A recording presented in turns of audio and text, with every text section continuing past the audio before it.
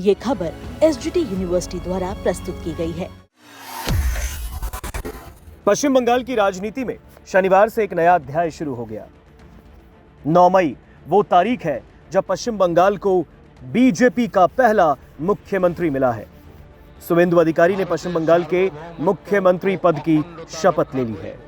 शुवेंदु अधिकारी के बाद 5 अन्य नेताओं ने भी मंत्री पद की शपथ ली और इन मंत्रियों के मंत्रालय फिलहाल तो तय नहीं किए गए। हालांकि शुवेंदु अधिकारी के मंत्रिमंडल में जिन 5 नेताओं को शामिल किया गया है उनमें दिलीप घोष, अग्निमित्रा पॉल, अशोक कीर्तनिया, क्षुदिराम टुडू और निशित प्रमाणिक हैं। हालांकि शुवेंदु अधिकारी पश्चिम बंगाल में भारतीय जनता पार्टी के कोटे से पहले मुख्यमंत्री हैं। दशकों बाद बंगाल में कमल खिला है और इसकी खुशी बीजेपी में साफ तौर पर देखने को मिल रही है। शुवेंदु अधिकारी के मुख्यमंत्री पद की शपथ ग्रहण में भारत के प्रधानमंत्री नरेंद्र मोदी और एनडीए के तमाम कद्दावर नेता पहुंचे। प्रधानमंत्री नरेंद्र मोदी ने शुवेंदु अधिकारी को बधाई भी दी।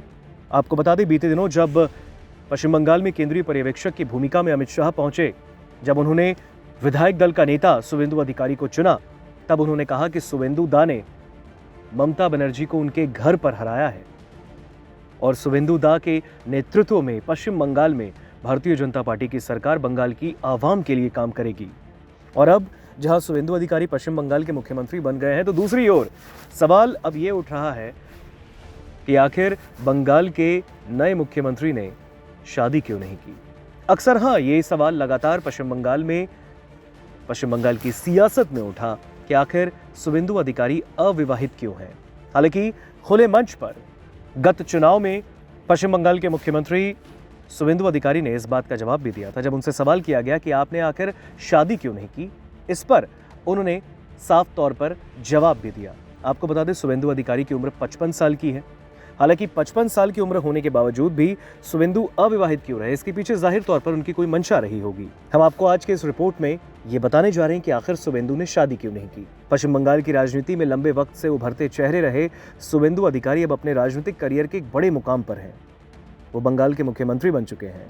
बंगाल की सियासत में यह सिर्फ सत्ता परिवर्तन नहीं बल्कि एक बड़े राजनीतिक दौर के अंत और एक नए अध्याय की शुरुआत है।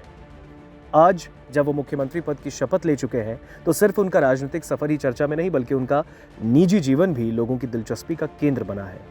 लोग जानना चाहते हैं कि शुवेंदु के परिवार में उनके अलावा और आखिर कौन कौन रहते हैं। शुवेंदु अधिकारी ने शादी नहीं की, वो अविवाहित हैं। उन्होंने इसके बारे में खुद बताया था कि उन्होंने शादी क्यों नहीं किया। राजनीतिक परिवार से आने के बावजूद शुवेंदु ने अपना भी एक बड़ा नाम बनाया।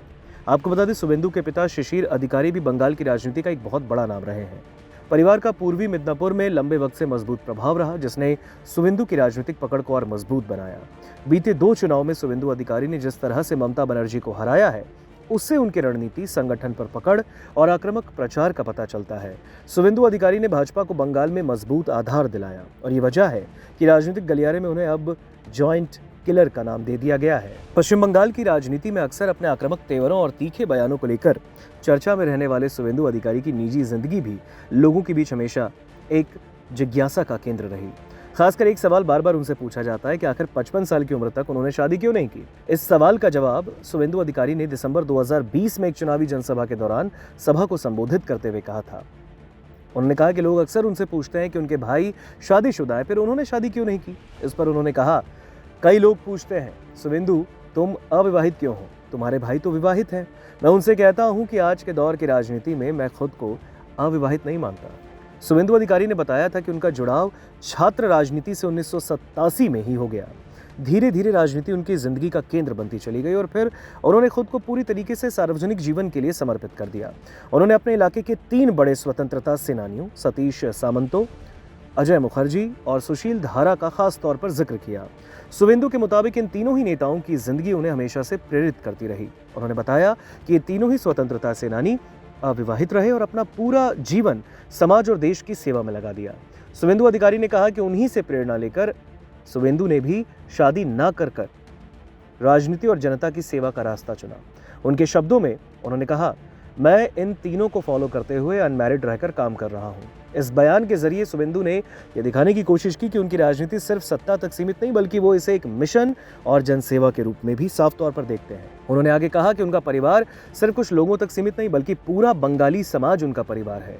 शुभेंदु के मुताबिक समाज और जनता की सेवा के लिए कई व्यक्तिगत इच्छाओं और सुखों का त्याग करना पड़ता है और अपने राजनीतिक और वैचारिक प्रेरणा स्रोतों का जिक्र करते हुए उन्होंने कहा कि स्वतंत्रता सेनानी और समाज सेवी सतीश सामंता और सुशील धारा हमेशा समाज के लिए समर्पण की बात करते थे और उन्हीं के विचारों से इंस्पायर होकर उन्होंने जिंदगी भर अविवाहित रहने का फैसला किया।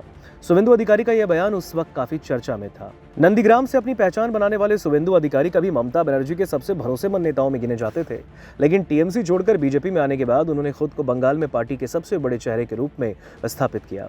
खास बात यह रही कि उन्होंने सिर्फ विपक्ष की राजनीति नहीं की बल्कि ममता सरकार के खिलाफ जमीन पर लगातार माहौल भी बनाया।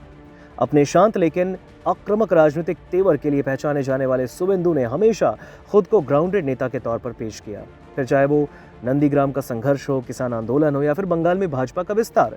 हर दौर में उन्होंने अपनी अलग पहचान बनाई और अब सबकी निगाह इस बात पर है कि मुख्यमंत्री बनने के बाद शुभेंदु अधिकारी बंगाल की राजनीति और प्रशासन को किस दिशा में ले जाते हैं, क्योंकि अब वो बंगाल के मुख्यमंत्री बन चुके हैं। तो सीएम बनने के बाद अब वो बंगाल की राजनीति को कहां लेकर जाएंगे। हालांकि बीजेपी इसे नए बंगाल की शुरुआत बता रही है, जबकि विपक्ष के लिए यह आने वाले दिनों की सबसे बड़ी राजनीतिक चुनौती है।